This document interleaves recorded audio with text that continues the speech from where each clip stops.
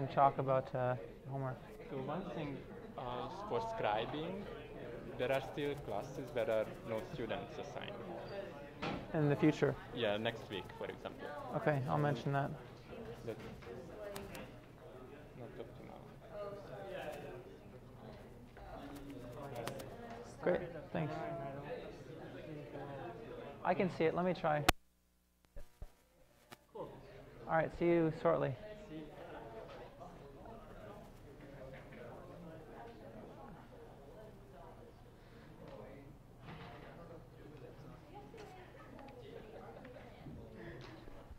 Okay, so we're going to get started because I was just going to quickly finish up a few slides from our Thursday's lecture on duality, and then Barnabas is going to take over and show us about interior point methods. And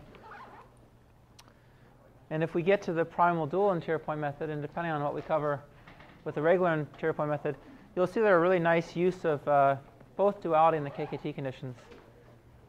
So the other algorithms we talked about so far, think about the other algorithms we talked about. We talked about gradient descent and all the first order methods. We talked about Newton's method. But for those, we didn't need the KKT conditions. Right? Our proof of convergence for those were more or less done on first principles. We didn't actually use the KKT conditions at all.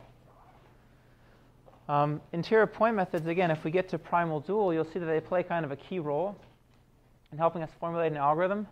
And then as we go on, depending on what advanced topics we talk about, we might get to some algorithms that really come from the KKT conditions also.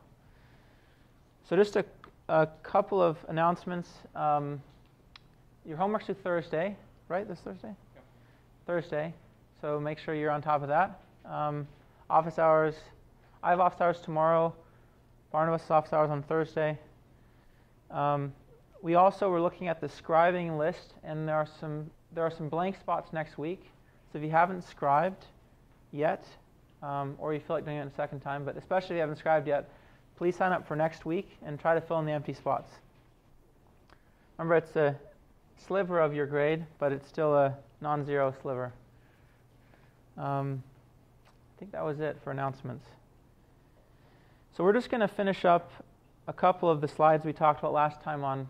Yes? Scribing, should I do it by topics or by that intersection of topics on that day? Oh, good question. No, we'll try to keep it at the topic. So like whatever the lecture slides would correspond to for that particular lecture. Did everyone understand the question? We run over time. Like today I'm talking about conjugate functions for maybe 10, 15 minutes.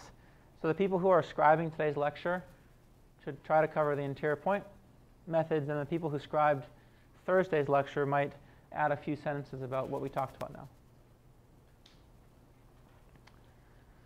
Okay, so this is what we learned last time. We talked about conjugate functions and their connection to duality, and they're a really useful tool for deriving duals. The definition was you're given a function f. I don't assume it's convex. I don't even assume that it's differentiable, nothing like that. I can define it for any function. And its conjugate is the maximum discrepancy between a linear function of x and my function of x. So it's a function of y, and it's the maximum over all x of x transpose y minus f of x. That's how I define f star of y, the conjugate function at y. Okay, so why do we like it? Well, it has a nice connection to duality. Just to quickly breeze over some of its properties, I'll just pick and choose here, but you should make sure that these make sense to you. If f is closed and convex, so if we have a convex function closed, I was kind of dancing around what that meant. A couple people maybe weren't so happy about that imprecise definition, so I'll say it a little more precisely. A function is closed if all of its sublevel sets are closed. So a sufficient condition for that is that it's continuous. But it can also be that it's discontinuous and still closed. So an example of a discontinuous closed function is an indicator function, where the set that it's indicating is a closed set. Right? So the indicator function of, say, this closed interval looks like it's 0 here and it's infinite outside. So its sublevel sets are all just going to be the interval or empty, depending on what we cut it at. And they're all closed. So that's a pretty loose assumption on f. It's not very stringent. So if f is closed and convex, then I take its conjugate twice, I get back f. We also have this nice relationship between conjugates and subgradients, and we're going to exploit this in a future lecture in about 3 or 4 lectures. If I ask for a subgradient of my conjugate at a point y, and I tell you that x is a subgradient of the conjugate of f at a point y, that's true if and only if y was a subgradient of f at x. Okay, so I can kind of exchange conjugates and subgradients. So this is a very, it's going to be a very useful fact for us in a few lectures. But again, this comes just from a few lines, right, from the definition of conjugates. We derived the conjugates for a few simple functions. So we looked at quadratics. The conjugate of a quadratic was a quadratic. And the conjugate of the indicator function we saw was the support function. So it's the maximum over all points in the set of a linear function of that point with y. And we saw that the conjugate of a norm is the indicator of its dual norm being less than or equal to 1. So this was another useful relationship. If I give you a norm x, a norm on x, and I look at the conjugate function, it's the indicator that the point you pass at y lies in the dual norm ball of radius 1. So it lies in the set of all z such that the dual norm of z is less than or equal to 1. Okay, there's a direct proof of that from first principles on this slide. But the easier way to see that is that the conjugate of a conjugate is the function if it's closed and convex, and a norm is certainly closed and convex. So we saw that we know that if I look at the indicator function of the dual norm ball and I take its conjugate,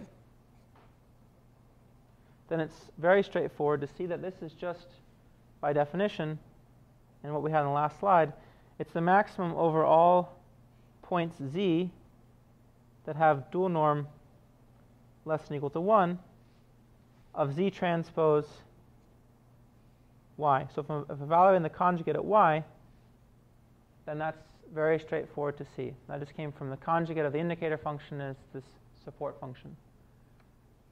Okay, but what's this right-hand side? This is exactly equal to the norm of y.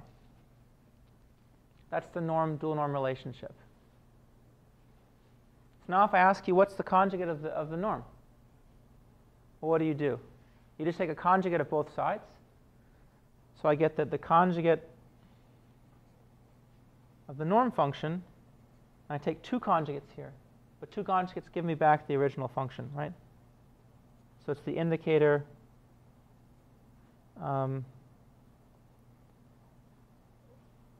right, of all points being in the dual norm ball less than or equal to 1. That was a much simpler way of proving it. Okay, so with these facts, we derived the lasso dual. We used the fact that the conjugate of the 1 norm ball was the indicator of the L infinity norm. We used the fact that the conjugate of the L1 norm is the indicator of the infinity norm ball to derive the conjugate of the lasso, of the dual of the lasso. And we also saw in this example that to get a dual that was meaningful at all, we had to apply this trick where we had this unconstrained problem, 1/2 y minus x beta squared plus lambda times the L1 norm of beta. And we added a constraint, trivially, just so that we could derive its dual. As of this point, we could not derive a dual. So we wrote this as the minimum overall z in beta. So we added a variable z of y minus z squared plus lambda times the L1 norm of beta, subject to z equals x beta. So that's a trick that you'll use often when deriving duals of unconstrained problems. Okay, so going through the steps, I won't repeat them from last time. We saw that the dual of this problem was to maximize overall u 1/2 y minus 1/2 y minus u squared subject to x transpose u and infinity norm being less than or equal to lambda. So this was the primal, and this was the dual.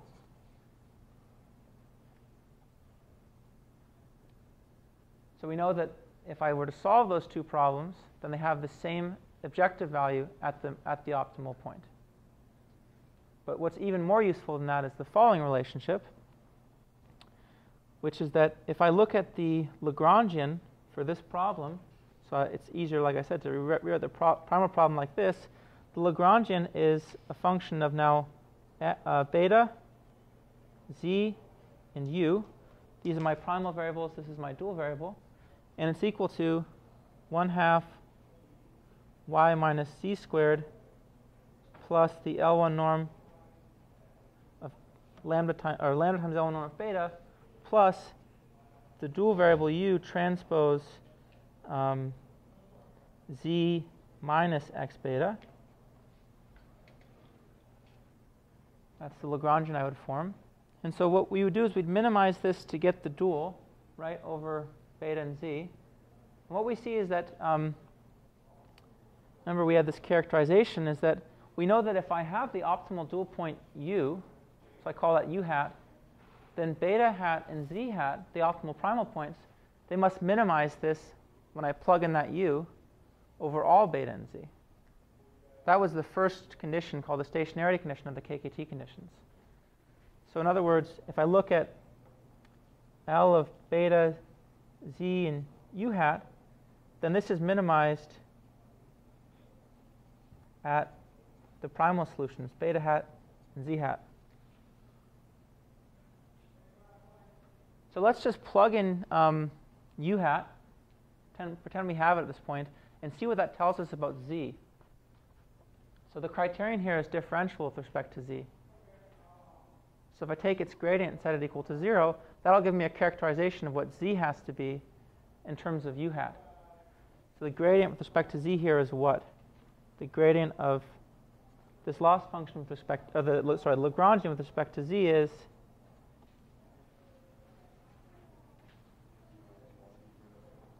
z minus y, and do I have any other terms that depend on z? Plus u. So if I'm evaluating u hat, I get this, right? Plus u hat equals 0. So we're told that the optimal z satisfies this relationship. So in other words, z hat is equal to y minus u hat. Right, but what was z? It was just x times beta at the solution. So in other words, x beta hat is equal to y minus u hat. So this tells us that if we'd solved the dual and we'd gotten down u hat from the dual, to get the primal fitted value, x beta hat, I just take y minus u hat.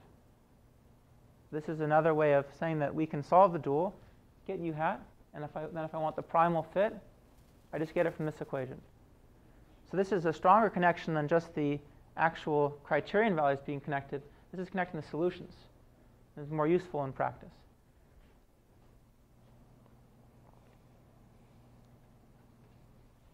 Have any questions about that?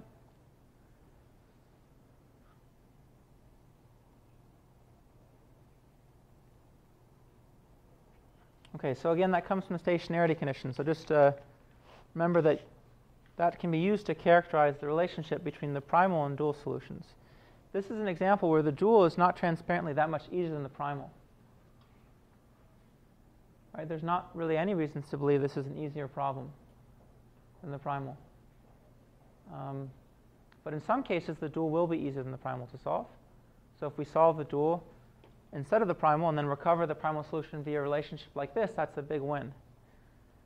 In this case, there's one reason we might think that it's actually easier than the primal, and that's the only reason is that there's a difference in the number of variables. So here I have p variables. So if x is n by p, then I have p components here of beta. Right? My beta is p-dimensional. And here I have n variables.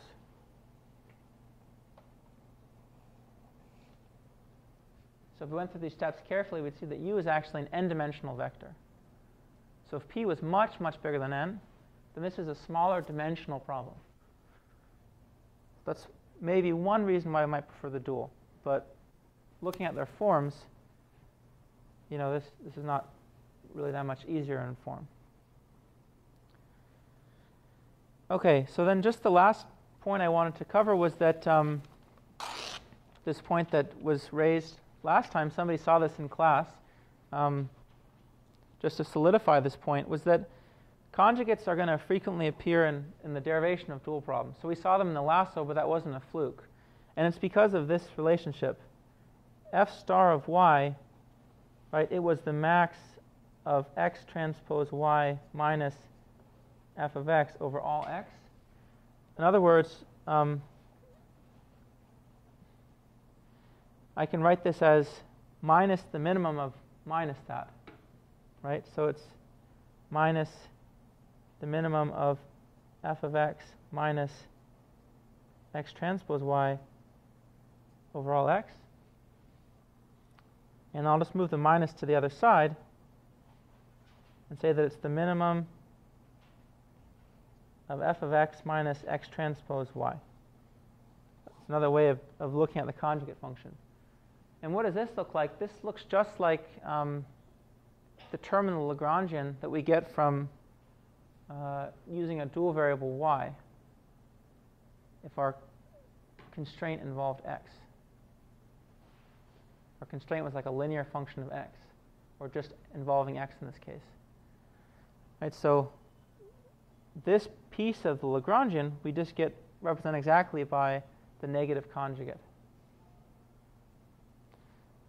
So here's an example, you know, a little more generality. If I have minimized the sum of two functions over all x, if that's my problem, and I want to derive its dual, I can write its dual explicitly in terms of the conjugate functions. So I do the same trick that you saw in the last lasso example, where I add a variable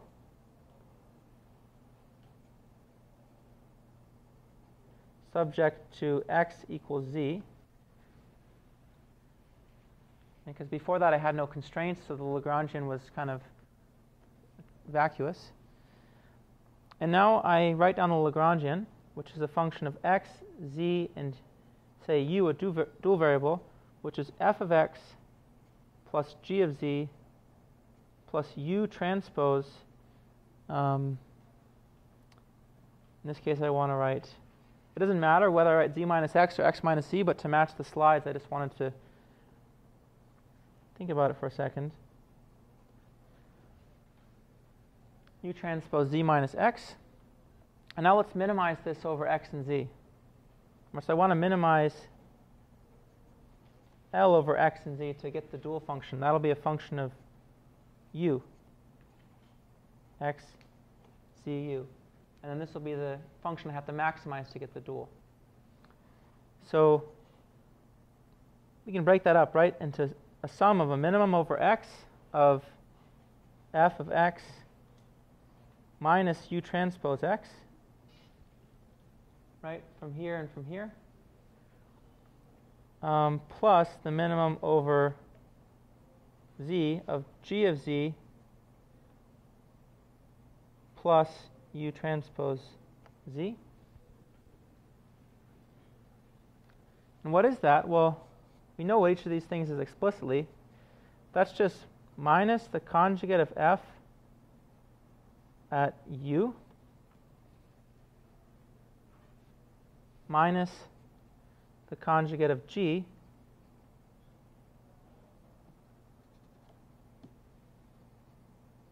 evaluated at minus u, right? Because I have a plus u transpose z here. So in other words, the dual of this problem, minimize f of x plus gx, that's the primal, is going to be the following problem: maximize minus f star of u minus g star of minus u over all u. Okay, so that was explicit in terms of the conjugates. So now we could have actually derived the lasso dual right from this form. Let the least squares part be f, let the L1 penalty be G, and just follow this recipe and plug in for the conjugates, and you would have seen the lasso tool. Yeah? Does this also mean that F star minus U minus G star minus a positive U is also equal to this? Because it's symmetric. If you don't write Z minus F, you write X minus U and it's divided. Oh, I would have had this, you're saying? Minus F star minus U minus G star of U? That's a good question. So does these two functions they are actually equal? So, well, one thing is that we haven't actually assumed anything about F here, that it's convex, for example. So we don't know that we get strong duality, right? So these two only have the same value when we're under strong duality at the objective.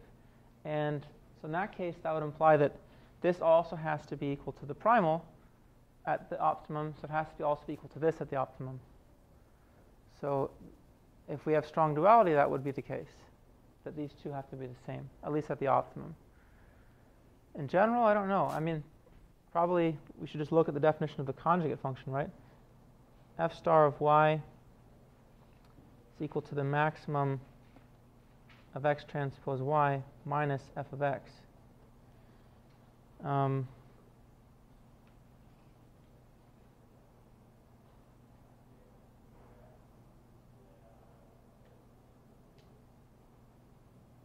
Yeah, I don't think that's true generically. I don't see why that would be true generically.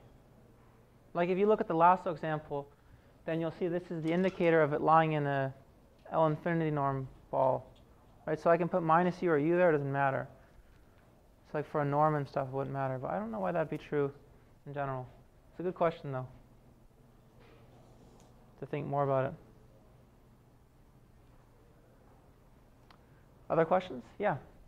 So when you take, so let's say the conjugate, I mean, let's say we have convexity, right? Then clearly if we take the dual, we get this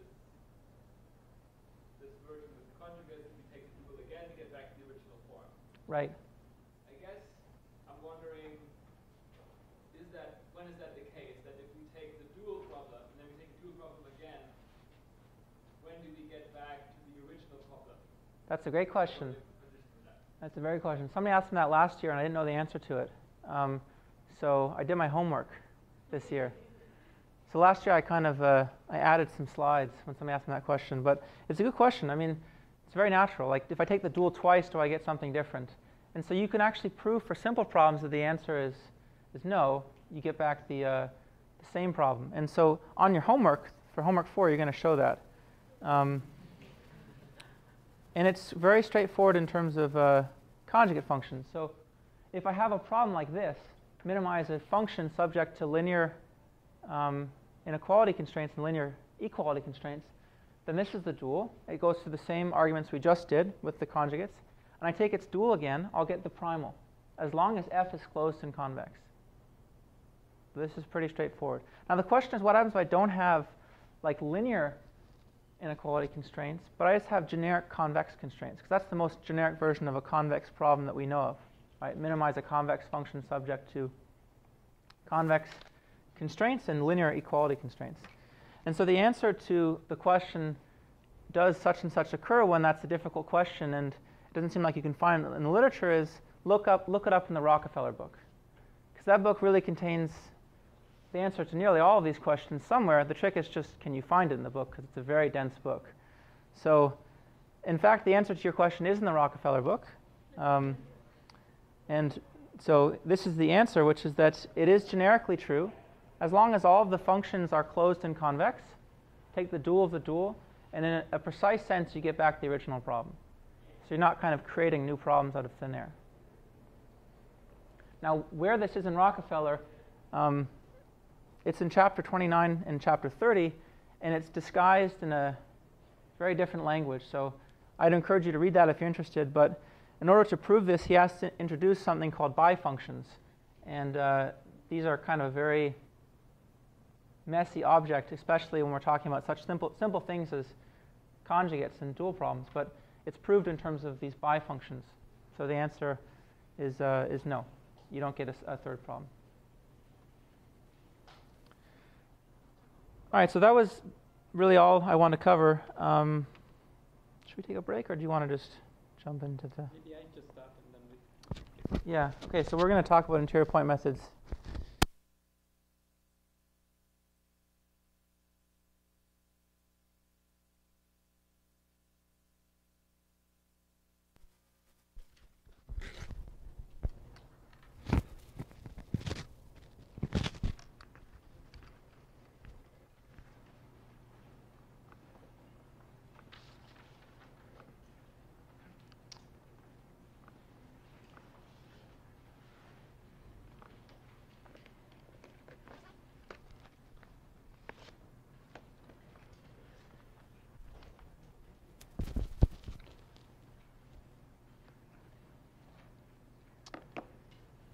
Okay, so I have water somewhere.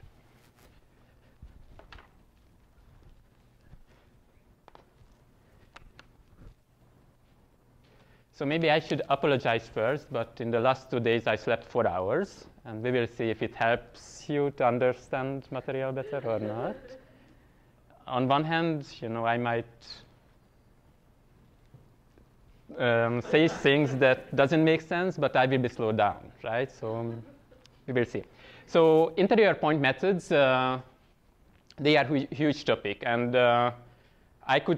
we could talk about several lectures on that, but we will just have today and Thursday and maybe a little bit of next week. Oops. So here is the outline for today. So I will talk about how interior point methods were motivated, and we will discuss this through linear programs. So we will talk a little more about simplex algorithm and its running time, and then I will talk about cutting planes and ellipsoid methods, and we will see what happens to the running time of the simplex methods in that case. One thing I want to do is, so if you want to read more about this, then I recommend you these books. Haha.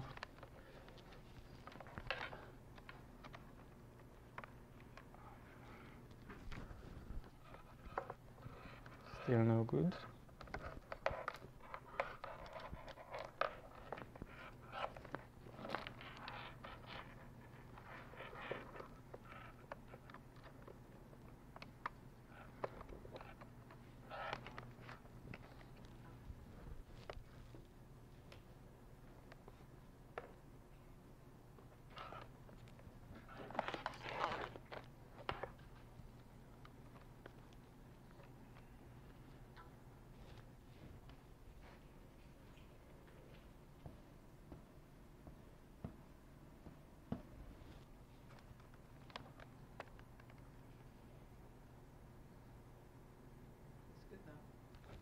Oh, interesting.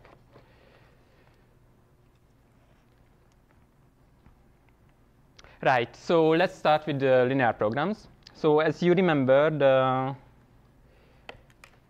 inequality form of LPs were just this, that we have a cost function, C transpose X. C is an n-dimensional vector, and we have constraints such that AX is less than B, where A is a m by n matrix, and B is a m-dimensional vector, and we might have these other constraints that X is between L and U.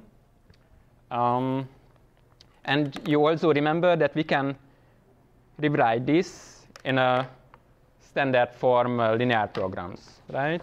So in the standard form, we have cost function we want to minimize C transpose X.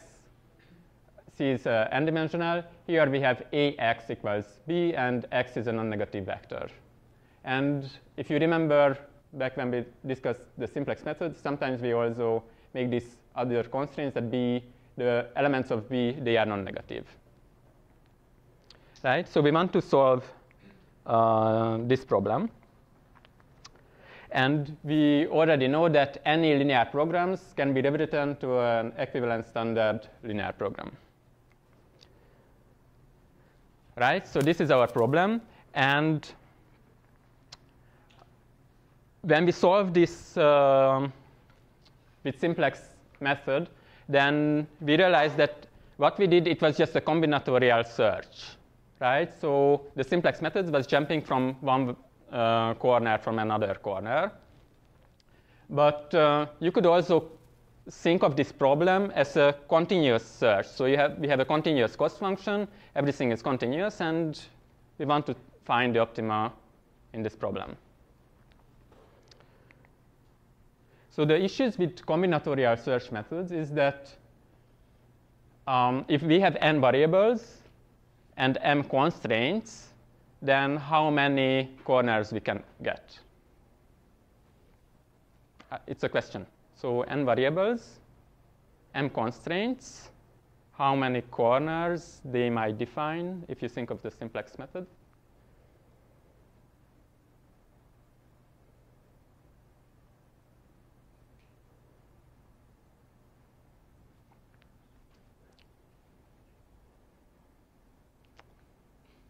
Any guess?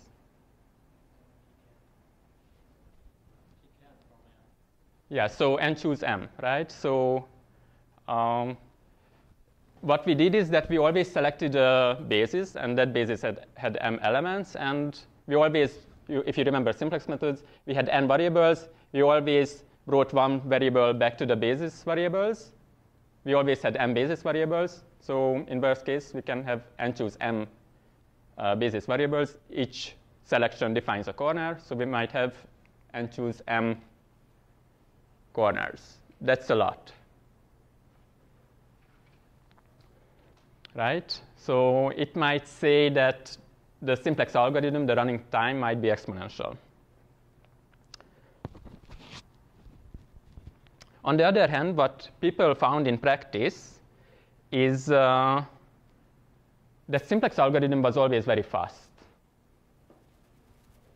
So especially Danzig observed this, that if you have problems with m less than or equal than 50 constraints and 200 variables, then the number of iterations, what he found in practice, it was always less than 1.5 m. So it's very far from exponential. Because of these nice results, researchers believed that the running complexity of the simplex algorithm is polynomial in n and m. And then came 1972, when Klee and Minty showed examples where for this problem, the running complexity of the simplex algorithm was exponential.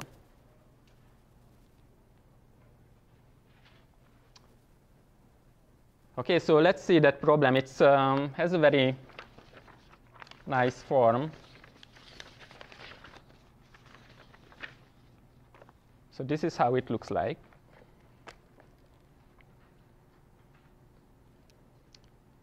So we have n variables, right? x1, xn. And our cost function looks like this. 10 to the n minus j x j, and subject to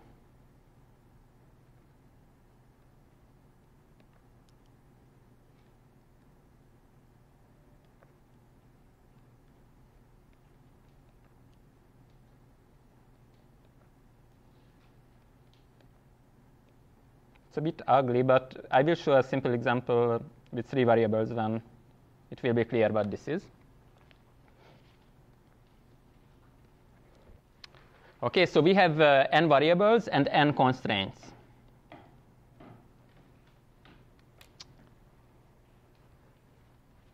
So what happens if we introduce slack variables for each of these constraints, then how many variables we will have? So now we have n variables, but they are in an inequality form. I want to rewrite this to equality form. So for each constraint, I need to introduce one slack variable.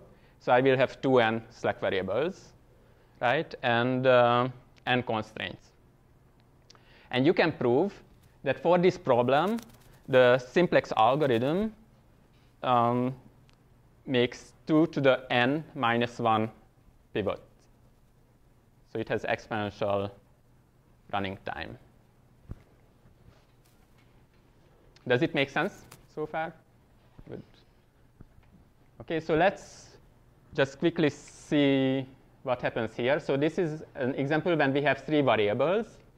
And this is our cost function. We want to maximize this cost function. We have 3 variables, x1, x2, x3. And if you rewrite these constraints for these 3 variables, you will see that we have these 3 constraints. And we introduce s1, s2, s3 slack variables for these constraints.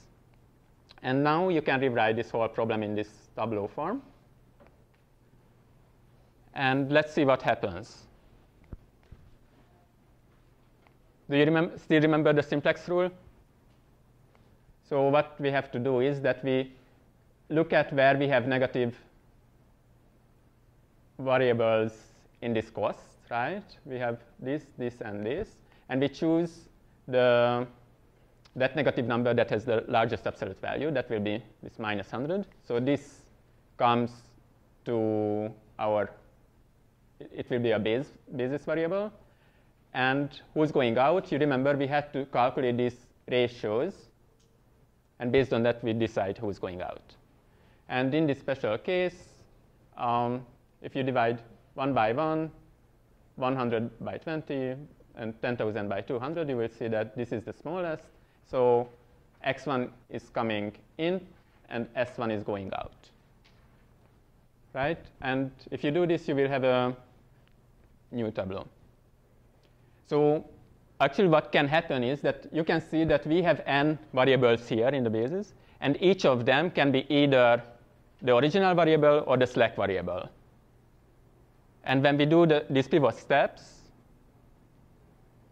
we will jump from one set to another set, and we will go through all these possible sets. Right? That's why we can have 2 to the n. That's why we will have 2 to the n steps. Right? So first step, s1 is out, x1 came in, and we follow these steps. And you can, I'm not going through all the steps, so you can just go home and check if this is correct. But what you can see is that we had, in the second step, we have x1, x2, s3. And after that, s1 enters, so x1 is going out, and so on. And you can see that all combinations will occur here. And after 8 steps, we will come to a tableau where there are no negative values here, which means we found the optimal. Does it make sense so far? Right? So you can go home and check the steps here. Right, so we found the problem where the simplex algorithm needs exponential many steps.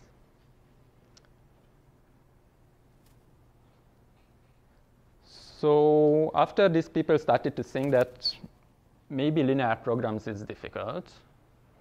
And a few years ago, we had another result that showed that if you just change these constraints a tiny bit, then the running time of the simplex algorithm won't be polynomial again. So it's very rare, actually, to happen this case. Usually, it's polynomial, the running time. Right? But that was a new result. And the first result that gave us polynomial time algorithm was Kachyan's ellipsoid method. It was published in 1979.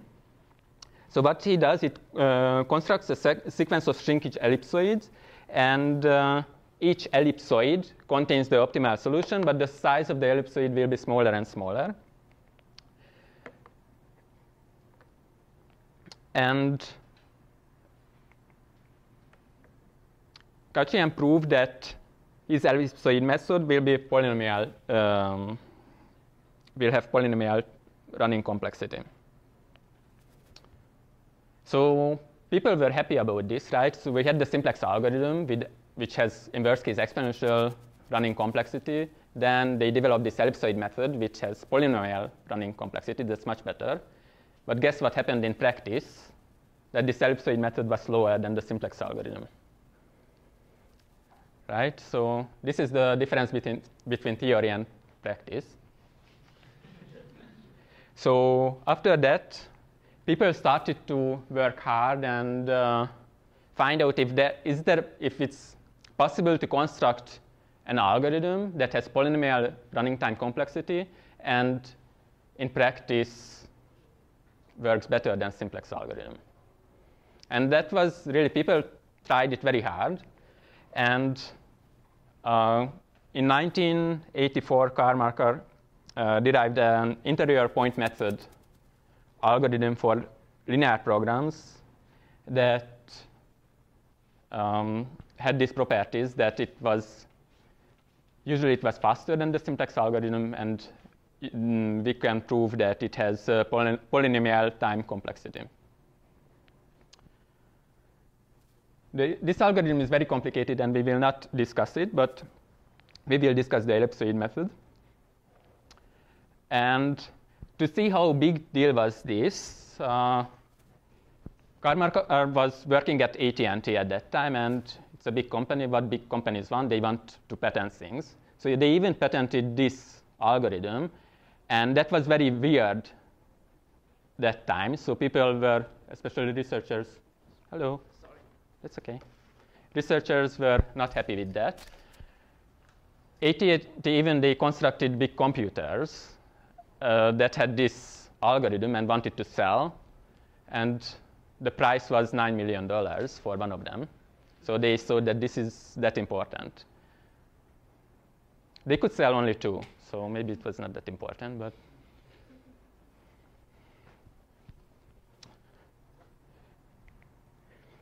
anyhow, so the other problem with this patent issue that it turned out later that this Karl Markov algorithm actually is just a special case of another algorithm. So now it's questionable whether people can use this or only just a more general algorithm.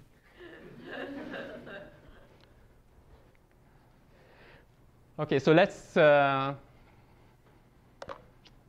time is it now?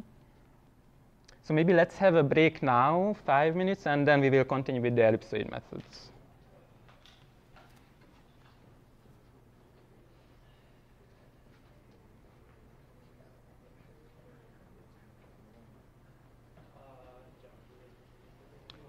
Oh, in the break, you have to leave your seat. That's the rule.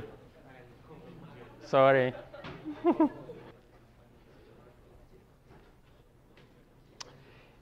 Instead of solving a general LP, we will just solve the so-called feasibility problem.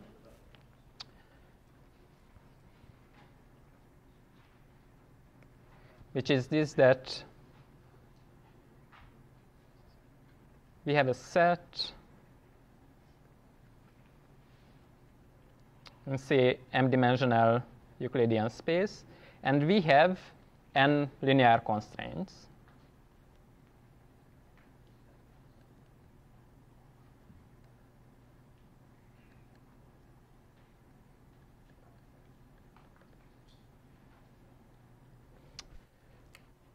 So don't be confused. Previously, we had n-dimensional vectors and m constraints, but now intentionally we have m-dimensional vectors and n constraints. And our goal is to find the point in this polyhedral set omega which satisfies these constraints. So that's called feasibility problem. Okay?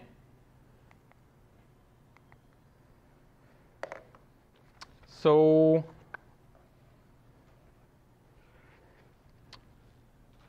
actually, we can prove later that finding a point that satisfies these constraints, so solving a feasibility problem is exactly has the same difficulty as solving a general LP.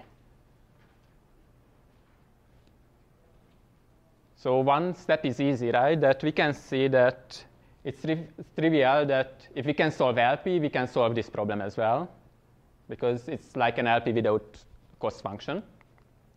And if you remember the simplex algorithm phase 2, what it did, it was just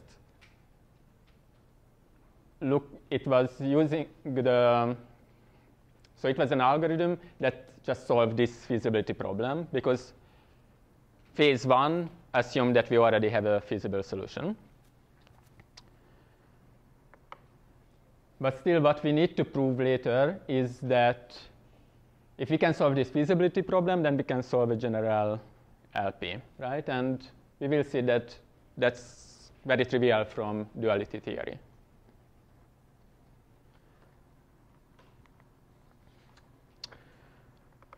Okay, so in the first step, we will just focus on this feasibility problem.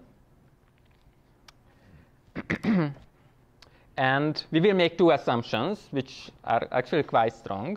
The first one is that this set omega, it can be covered with a finite ball of radius r, and we know this r. Okay, so say this is omega, and we assume that this set can be covered with a ball who has radius r. And again, our goal is to find a point in this set omega.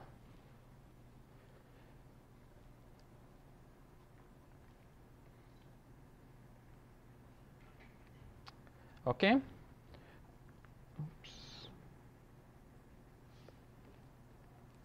Right, so again, this is set omega. It can be covered with this ball. We assume that we know this capital R, and we also assume that we know this epsilon naught, which is the center of this ball, but it might not be in omega. And there's another assumption which says that we can also put a tiny ball to this set omega with radius little r, but we don't need to know the center of this ball. It would be cheating if we know the center of this ball, right? And we are looking for a point in this set omega. So we don't know that, but still we assume that there's a tiny ball with radius r, and we know this r. So these are quite strong assumptions, but they will simplify our life for now a lot.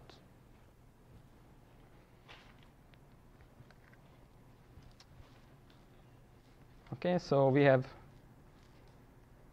S y star r, which is inside of omega, and we don't need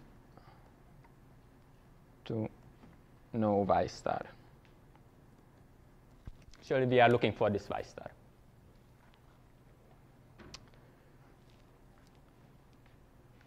Okay, but we know this little r. It will be just used as a stopping criterion and to stop the algorithm. Because what we are going to do is that we start from this ellipsoid, which is a sphere, and we will shrink it till we find a point inside of omega.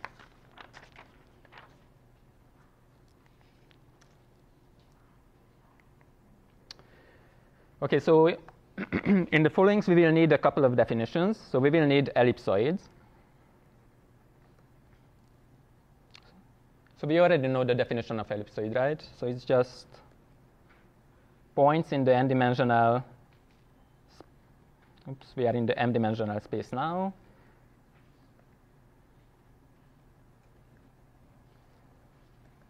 Such that this quadratic form is less than 1. So Z is the center of the ellipsoid.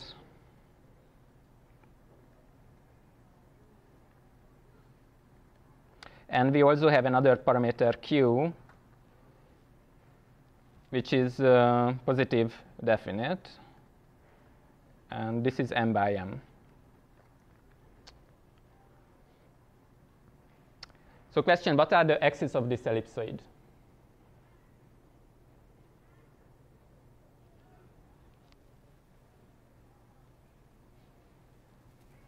So this, yeah, the eigenvalues, sorry, eigenvectors, right? So the eigenvectors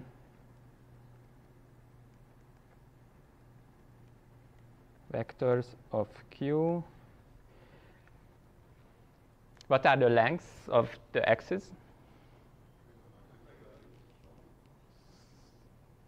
Square roots of eigenvalues, right? And actually it's 1 over, so oops.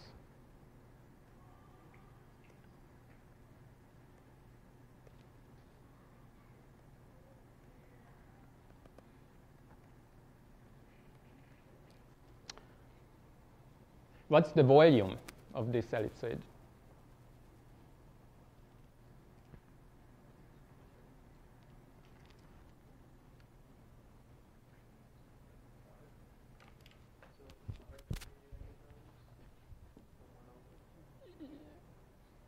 Close enough.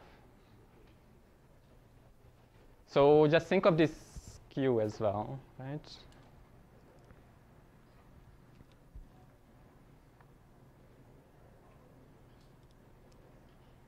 So it's the volume of a unit sphere multiplied with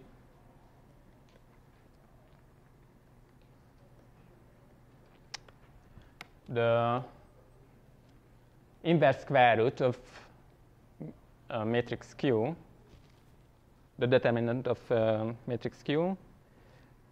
And what is this expression? So what's the determinant of Q? Product of eigenvalues, so this will be product eigenvalues 1 to m. Okay, so this is the volume. So we need know these properties now. And after this, here is how the ellipsoid method works.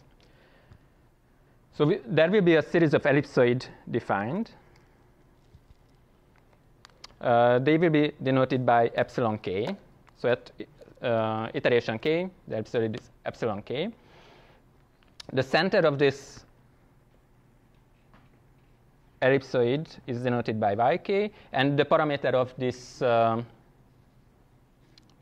ellipsoid q will be denoted with this positive definite matrix inverse of pk. And again, what we do is that at each iteration, we will have an ellipsoid epsilon k that's bigger than omega, and it will get smaller and smaller. So what we do is that say we are at iteration k, then we can check if yk, the center of this ellipsoid, is in omega or not. If it's in omega, then we found a point that's feasible, and we stop. The algorithm stops. Okay, what happens if yk is not in omega? It means that there's at least one constraint that is violated by this yk. So just remember the definition of omega. So if yk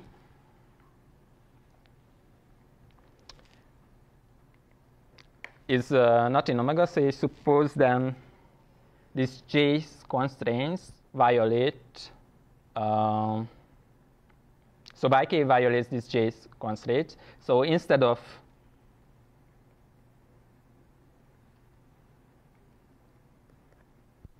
y transpose aj, yk transpose aj less than cj doesn't hold. Instead of this, we have that this is bigger than cj.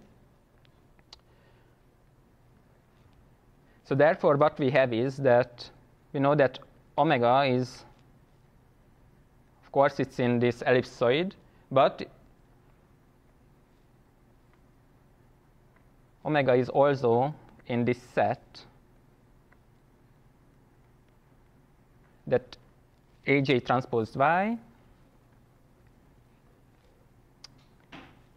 that's smaller than aj transposed yk, right? Because this is bigger than Cj.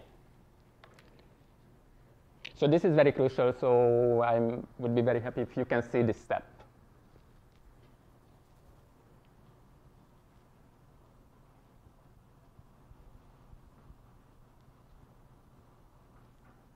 Is it clear? So that was the definition of omega, right? These y points that satisfies these constraints. We know that A transposed yk is bigger than Cj. Because of that, omega will be smaller than this set. So omega will be inside of this set. But omega is also inside of the ellipsoid cave. So omega will be inside of this intersection. Do this if it's OK. Do this if it's not. OK, so what is this thing here, this set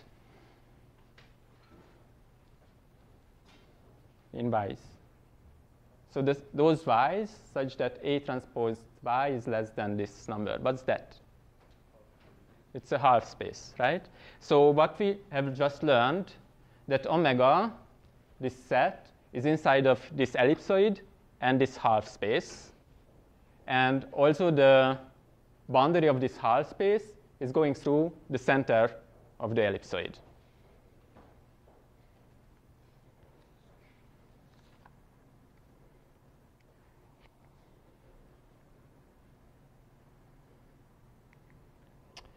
Right, so this is what happened, that we assume that this J's constraint, this is violated by yk. So aj transpose yk is bigger than Cj. We know that omega is inside of the case ellipsoid. You also remember that this was the definition of omega. And because of that, now we have that omega is inside of this set, that omega is inside of the kth ellipsoid and this half space.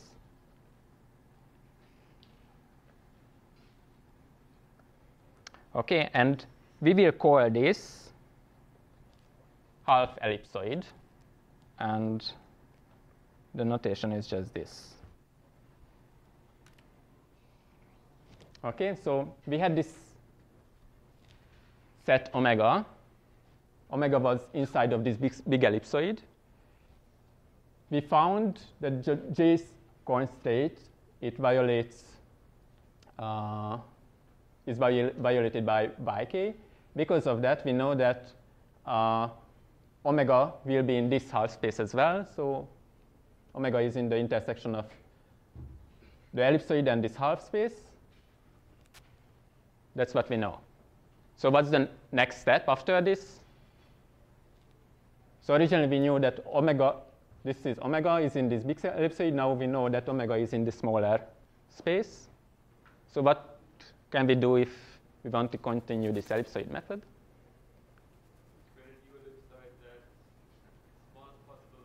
Yeah, so we will fit an ellipsoid to this set. That's the smallest possible ellipsoid, and we continue this.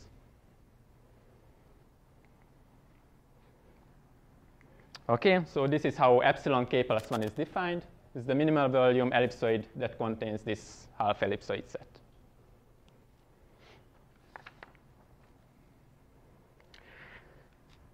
Okay, it's a bit of ugly how it's constructed, but it's completely automatic. So you just need to define, so m is the dimension, you define this tau, delta, and sigma, and this will be the new center of ellipsoid, and this will be the inverse of this will be the new parameter matrix Q of ellipsoid k plus 1.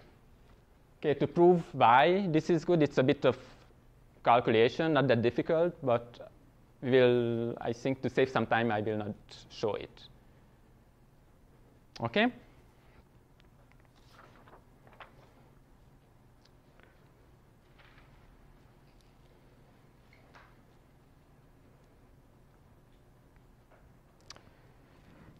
So now what we are going to do, so we, we calculate the ratio of these two ellipsoids.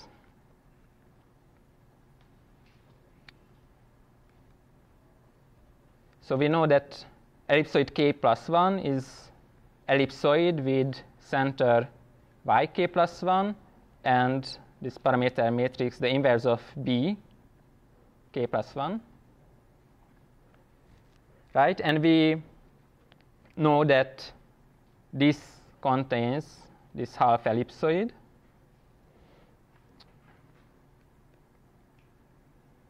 And you can prove this theorem that if we divide the volume of epsilon k plus 1 and epsilon k, it's again a little bit of calculations, but not that difficult. We'll have this form. Again, m is the dimension. So independent of the center space, so if you just run this algorithm, then you can prove that the volume of the, if you divide the volume of the new ellipsoid with the volume of this old ellipsoid, then they will satisfy this equality. And you can also prove, and this is what we are going to use, that this is less than this. And of course, this is less than 1, so the ellipsoid is shrinking. Okay, we are not going to prove that, but this is something we could prove if we had more time. But the statement is clear, right? Okay, so after this, we can start studying the convergence rate of this algorithm.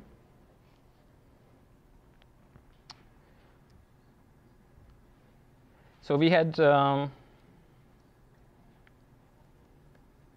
set omega, and we know that this was our assumption, the first one, that omega can be covered with this ball. Right? And R is known.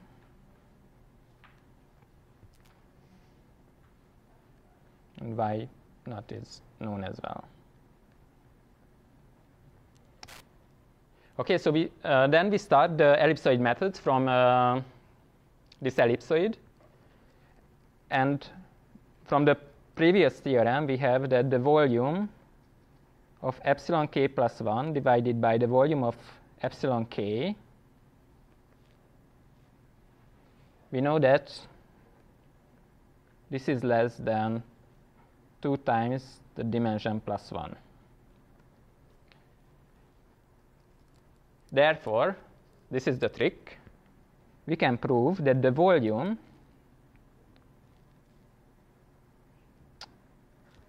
of, say, epsilon 2m divided by the volume of epsilon 0. So what's this? It's just a product of many of quantities like this, right?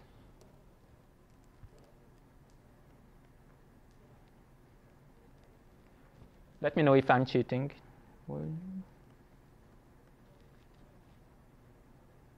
2m minus 1.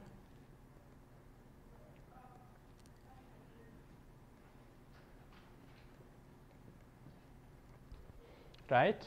And each of these can be upper bounded with this expression. So how can I upper bound this product?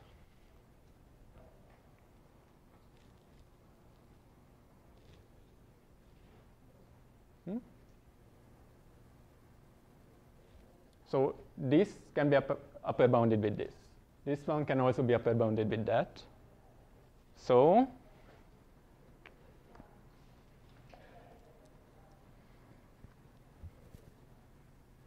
to the minus 2m divided by 2 brackets. yep.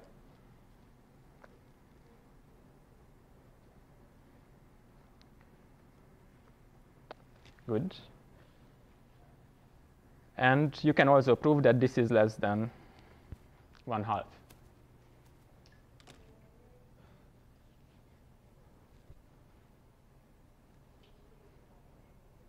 Right? If m is big, this is going to be 1, so it's 1 over e. That's less than 1/2 if m is large enough. So what does it mean? It means that if we run these ellipsoid methods for 2m steps, then the volume of this ellipsoid will be 1/2 of the, or smaller than the ellipsoid we started the algorithm.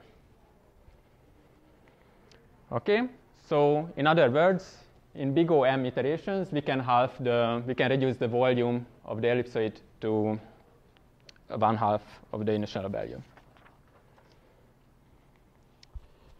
So from this, it's very simple to calculate how many iterations we need to get into this ball. That you remember, this is lowercase r, and we had this assumption that inside of omega there is this ball. If we get inside of this ball, then we found a feasible point because y star is in omega, right? So if we shrink to this point, then we have a feasible point. So the question is how many steps now we need to have an ellipsoid that is smaller than this, the volume of this.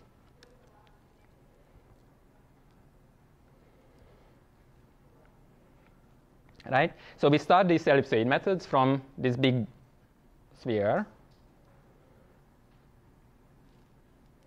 Its volume, so epsilon naught, is, say, some constant times r to the m. After k step, we want an ellipsoid whose volume will be less than the volume of this small ball that's inside of omega. Okay, so now we use the previous theorem.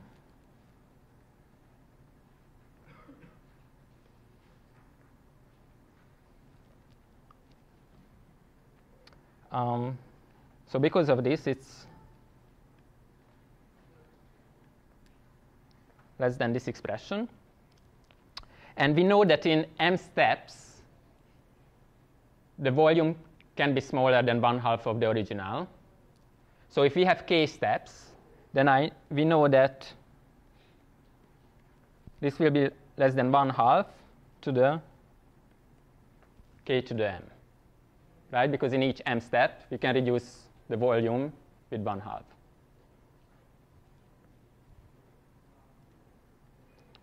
Right? So from that, it follows that, let's just take the logarithm.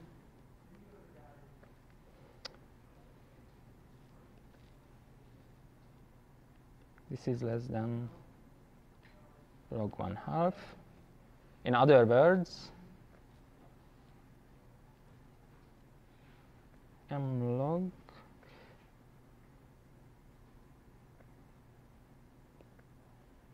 k m over log 2.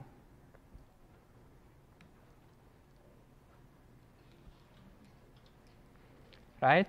So we have that k is smaller than big O, m squared log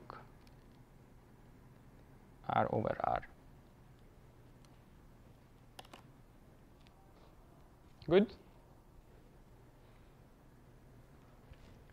So in these many steps, the volume of the ellipsoid we have will be less than the volume of this ball.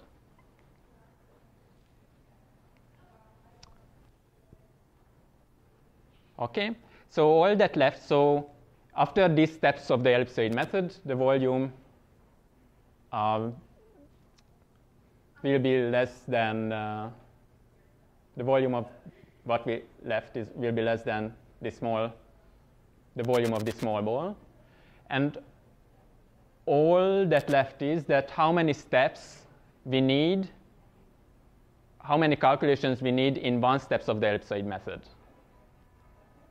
I should stop soon, but you have to answer this me first. So what was the ellipsoid method, what we did? We are here. So M is the dimension. So all you need is just a couple of inner products and matrix multiplication. So if M is the dimension, B has size M times M. So it's M squared calculations.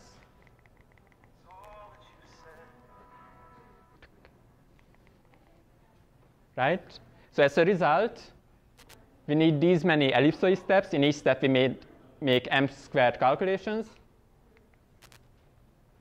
So therefore, we go M to the 4th log R over R operations we need to find a point inside of this small ball.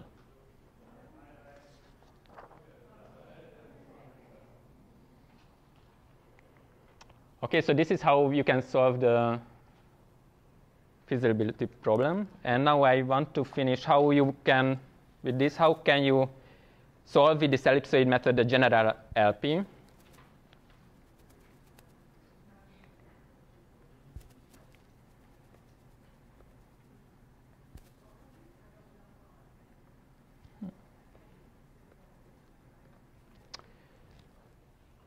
So general LP is defined by this.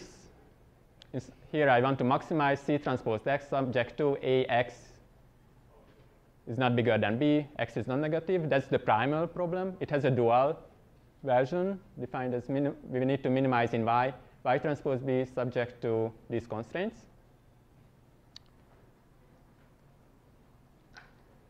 And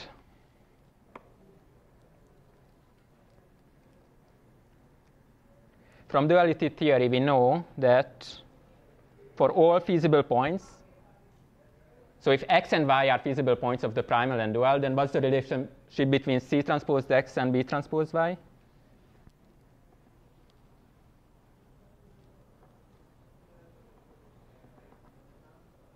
I cannot hear. So C transpose X is the primal problem. B transpose Y is the dual. X is feasible of the primal. Y is feasible of the dual. Then? Yeah.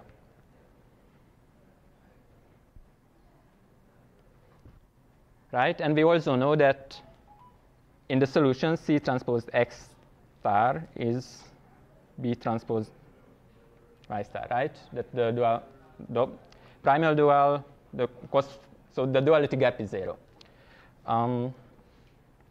So from this, it follows that minus C transpose X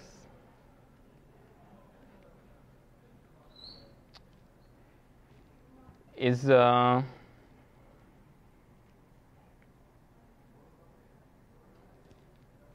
always non-negative, right? But, so if I write this way, and I write these constraints as well,